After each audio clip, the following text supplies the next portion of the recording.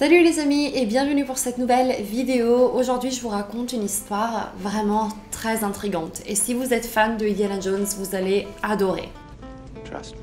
Si je vous disais que dans les grandes rocheuses des États-Unis se cache un trésor, mais là on ne parle pas d'une légende urbaine, un vrai trésor avec comme seul indice une énigme à résoudre sous forme de poème. Est-ce que vous serez prêt à tout lâcher pour vous lancer à l'aventure? C'est ce que des milliers de personnes ont fait. Voici l'histoire du trésor de Forrest Fenn.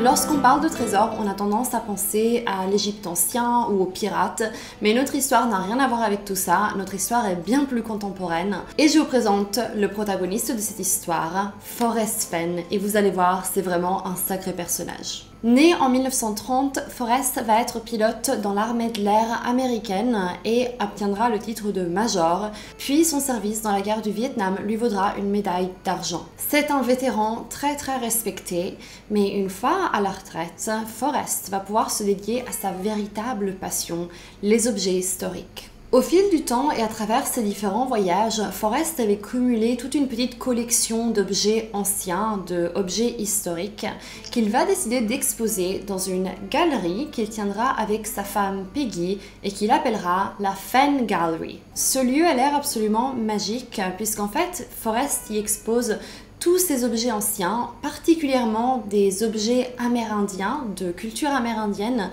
et étant moi-même passionnée de culture amérindienne, ce lieu vraiment a l'air incroyable. Et ce qui est encore plus cool, c'est que contrairement à la plupart des lieux de ce genre, Forrest encourage les visiteurs à prendre ces objets dans les mains, à les regarder de plus près, en disant que il fait confiance à ses visiteurs et qu'il n'a pas envie de les empêcher de toucher ces objets. Avec sa carrière dans l'armée et le fait qu'il vend les objets de sa galerie, qui lui rapporte environ 6 millions de dollars par an, Forrest est très aisé, il a beaucoup d'argent et en plus non seulement il a aussi une collection d'objets qui eux valent une fortune également. Mais malheureusement en 1988, Forrest va apprendre une terrible nouvelle puisqu'on va lui diagnostiquer un cancer en phase terminale.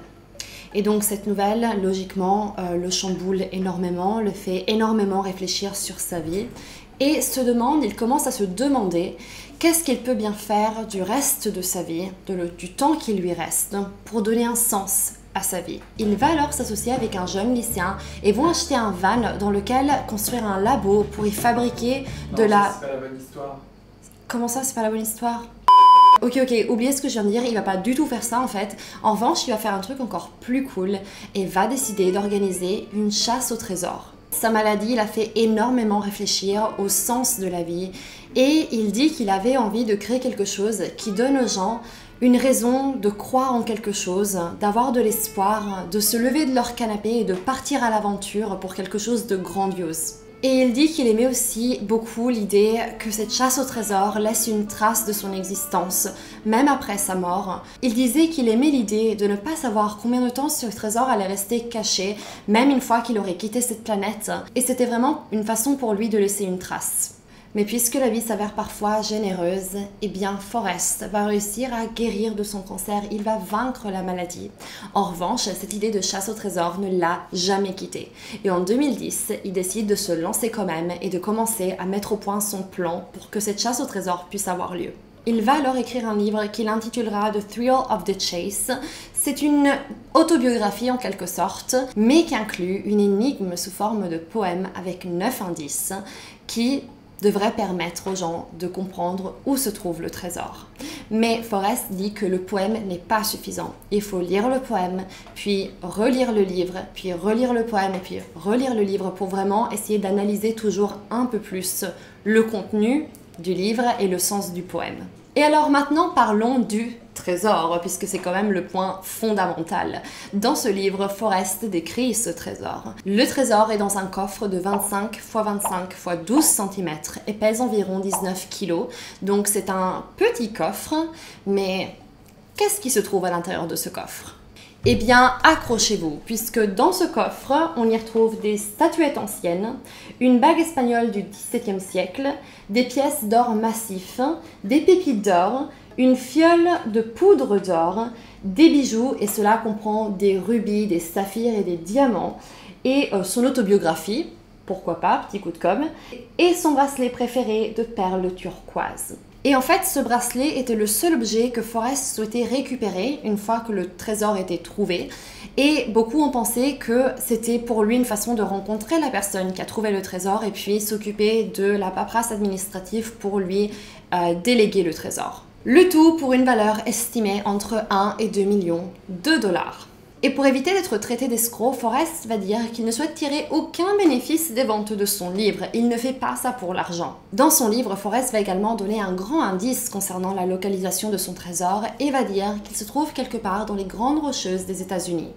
Seul petit problème, les Grandes Rocheuses s'étendent sur 4 différents États, le Montana, le Wyoming, le Colorado et le Nouveau-Mexique. Donc on parle de milliers et milliers d'hectares. Et je vous rappelle qu'on parle d'un petit coffre de 25 x 25 cm, c'est littéralement comme chercher une aiguille dans une botte de foin. Mais cela n'a pas découragé les gens. Le livre de Forrest a fait un carton, on en a énormément parlé aux États-Unis à cette époque. Je suis d'ailleurs étonnée que cette histoire n'ait pas reçu plus d'attention en Europe. Je l'ai découverte assez récemment.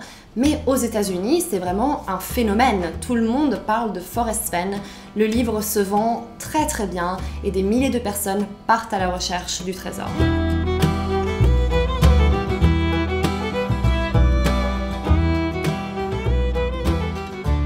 Alors la chasse au trésor était lancée et des milliers de personnes vont tenter leur chance. D'abord la population un peu locale et puis des gens commençaient à venir de plus en plus loin. Et il y en a même qui ont fait de ce trésor vraiment une raison de vivre pour eux. Ils ne pensaient qu'à ça, ils ne faisaient que ça de leur vie. Vraiment, il y avait des gens, ils étaient vraiment à fond. Mais beaucoup ont aussi compris qu'ils n'y arriveraient pas tout seuls. Et donc, il y a vraiment un esprit de communauté qui s'est créé, des groupes Facebook, des forums, de personnes qui souhaitaient s'entraider pour essayer de trouver le trésor. Mais c'était un petit peu intéressant comme dynamique, puisque beaucoup avaient envie de recevoir de l'aide, mais n'avaient pas envie de trop en dire de leur côté, puisque ils voulaient pas se faire piquer le trésor. Et donc du coup, c'était un esprit de communauté, mais qui restait compétitif quand même. Il faut dire aussi que l'idée de la chasse au trésor n'a pas plu à tout le monde. Déjà, il y a ceux qui n'ont jamais cru. Il y a une grande communauté de personnes qui n'ont jamais cru à cette histoire de trésor et qui ont tout simplement pensé que Forrest avait envie d'attirer un petit peu l'attention sur lui et que ce trésor n'a en réalité jamais existé. Puis il faut aussi parler des dégâts collatéraux qui ont été causés par cette chasse au trésor, notamment le fait que ça a un petit peu déclenché ce tourisme de masse dans ce périmètre.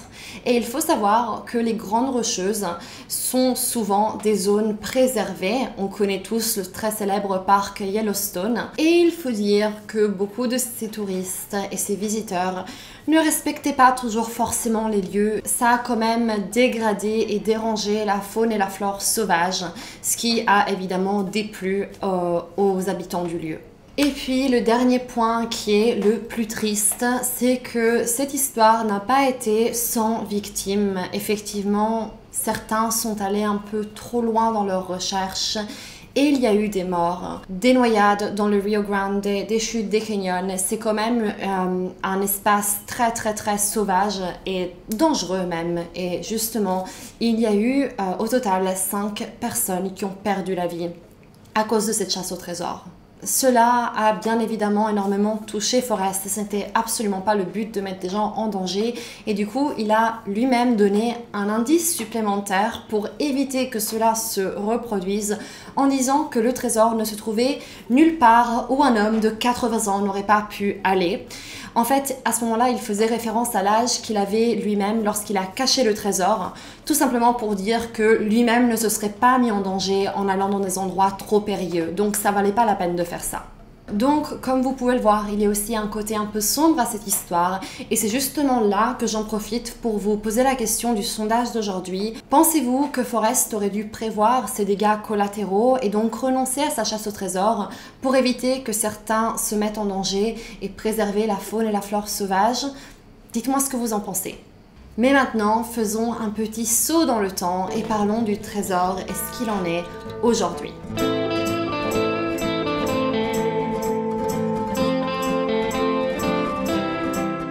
Cela fait maintenant plus d'une décennie que le trésor est caché quelque part. Comme je vous disais, certaines personnes en ont fait vraiment leur raison de vivre et sont quasiment obsédés par ce trésor. Entre ceux qui abandonnent et ceux qui démarrent leur aventure, l'espoir est toujours là et il est estimé que environ 350 000 personnes ont tenté leur chance et ont été à la recherche du trésor. Mais en juin 2020, Forrest a une annonce. Une annonce qui est quand même incroyable puisqu'il va tout simplement dire que le trésor a été trouvé. Quelqu'un a trouvé le trésor de Forrest Fenn.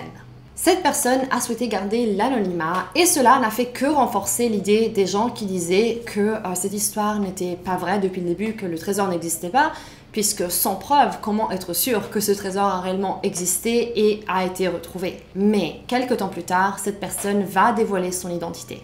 Le gagnant de cette chasse au trésor est un jeune homme de 32 ans, étudiant en médecine nommé Jack.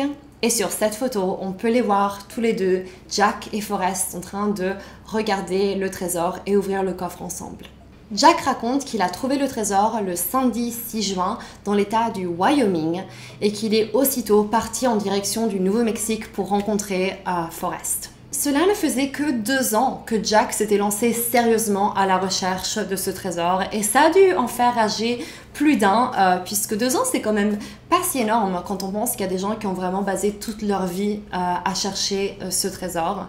Donc bien joué à Jack. Mais il va refuser de dévoiler les secrets et les indices qui l'ont amené à cet endroit spécifique. Et il va aussi refuser de dévoiler l'endroit exact où il a trouvé le trésor, puisqu'il ne veut pas que des gens s'y rendent et peut-être dégradent les lieux ou fassent des choses bizarres.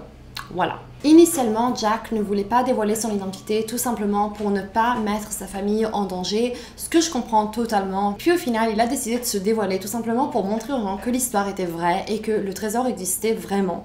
Il dit qu'il a déménagé dans une résidence sécurisée avec des gardes pour se sentir plus à l'aise.